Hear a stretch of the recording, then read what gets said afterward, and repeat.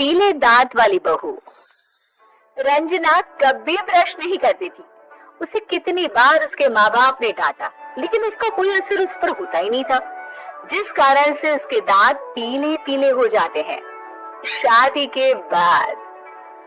अरे बहू, वैसे तो तुझ में कोई कमी नहीं है, पर तेरे दांत दांत इतने पीले कैसे है बेटा? कैसे है मतलब? कोई सर्जरी थोड़ी ना कराई है। वो तो क्या नाम, मैं ब्रश नहीं करती थी तो पीले हो गए। अब क्या करूं? आप कहें तो लाल करवा लूं या फिर काले? यार ये क्या है, क्यों मुझसे लड़ रही हो? लड़ रही हूँ? अरे मैं लड़ रही हूँ या ये बोल रही है कि दांत पीले है, पीले। अरे तपस्या थोड़ी ना की है इन्हें पीले करने के लिए। बकायदा ब्रश नहीं किया है 20 साल तक, तब जाकर। कैसी बात कर रही हो? ये उस वक्त तो पीले नहीं थे जब हम लोग तुम्हें देखने आए थे। और तब साफ करवा लिया होगा डेंटिस्ट के पास जाकर। अब देखो कैसे पीले पीले लग रहे हैं। रंजना सास की तरफ गुस्से से देखती है। फिर शुरू हो गई पीले पीले पीले। अरे पीले तो तब भी थे जब मेरे हाथ का रसगुल्ला उड़ा उड़ा कर खा रही थी और बोल रही थी, लड़की नहीं गुणों का खजाना दे रहे भाई साहब आप। अब वो लोग करते भी तो क्या करते, पीले दांत वाली बहू पल्ले पड़ी थी तो झेलना तो था ही। एक दिन कीर्तन में रंजना गाना गा रही थी। अरे कमला बहन, माँ का द्वार या तो सब शुद्ध होकर आता है, फिर अपनी बहू को ब्रश भी नहीं कराती तुम। दूर से पीले पीले दांत भक्ति में बाधा उत्पन्न कर रहा है। और कोई 2 साल के बच्चे थोड़ी ना लेकर आई हूँ मैं बहू बनाकर। अच्छी खासी लड़की है, अरे कैसे करवाऊं ब्रश? ये तो उसे खुद करना चाहिए ना। अब माँ बाप तो इसके जैसे तैसे निपटा दिए, ये नहीं सोचा कि सास कैसे संभालेगी। सास बहू को लेकर घर आ जाती है, लेकिन सोच लेती है कि अब इसे लेकर कहीं नहीं जाएगी। अगले रोज बहू कहती है, अरे क्या हो गया, मंदिर नहीं जाना क्या? कीर्तन का वक्त हो रहा है। मेरी मधुर वाणी से कान्हा जी जागते हैं और सोते हैं। आप तो जानती है ना उनकी भक्ति में कितना मन लगता है मेरा। वो क्या है ना, तबीयत ठीक नहीं लग रही है मेरी, आराम करूंगी मैं। तबीयत ठीक नहीं लग रही? अभी तो मिथुन के गाने पर नाच रही थी आप, और आप बोल रही है कि तबीयत ठीक नहीं लग रही।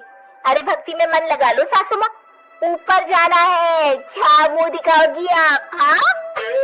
सास को बहू की बात पर गुस्सा आ जाता है। मैं क्या मुंह दिखाऊंगी, इसकी चिंता तो ना कर, समझी? अपने मुंह की चिंता कर, जो ये पीले पीले दांत लेकर हर जगह पहुंच जाती है। पता है लोग कितना मजाक बनाते हैं। ना जी ना, मैं नहीं जाना कहीं तेरे साथ।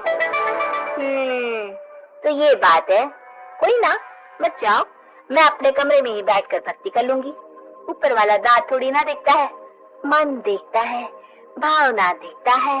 और बस तू सब कुछ दिखा, बस ये सफेद चमकदार दांत ना दिखाना किसी को, है? जा यहाँ से। बहू को सास की बात का कोई फर्क नहीं पड़ता, वो तो जैसी थी वैसी ही रह जाती है। सुबह नहाकर किचन में खाना बनाना, फिर खाना खाना, कीर्तन भजन करना और सो जाना।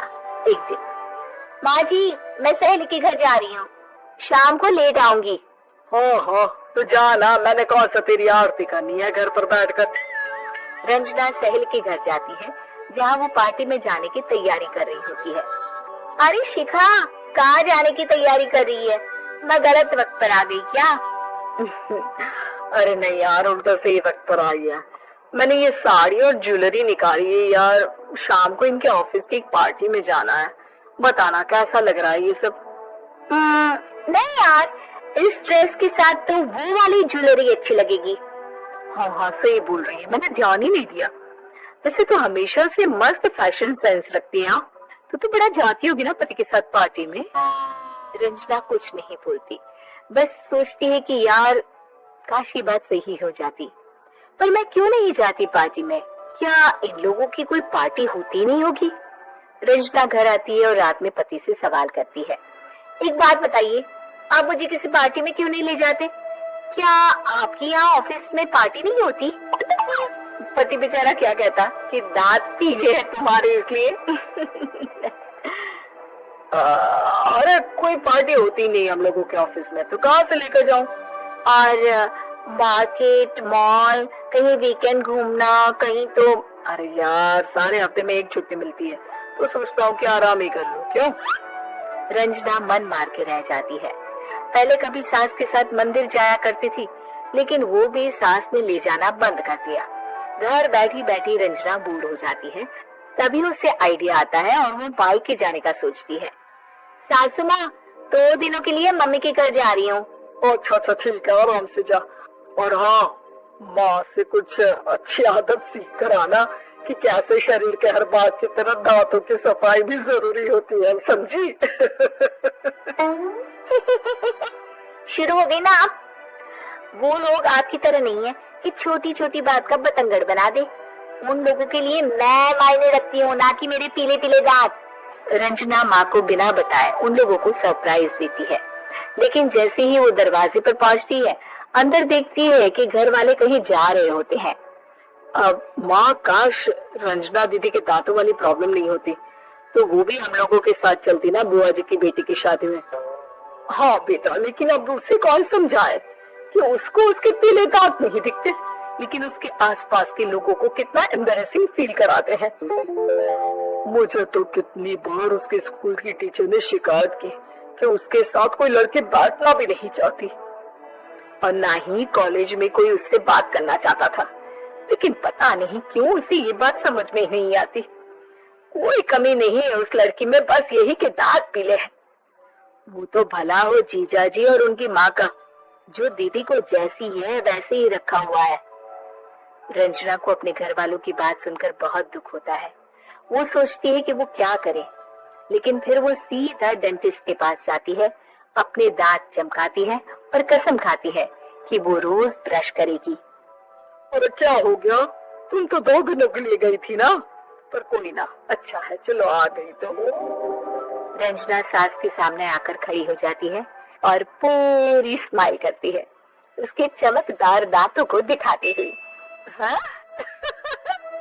चले मंदिर। माँ, मुझे माफ कर दीजिए, मैंने आप लोगों को बहुत एम्बैरेसिंग फील करवाया। मैं आज से रोज ब्रश करूंगी।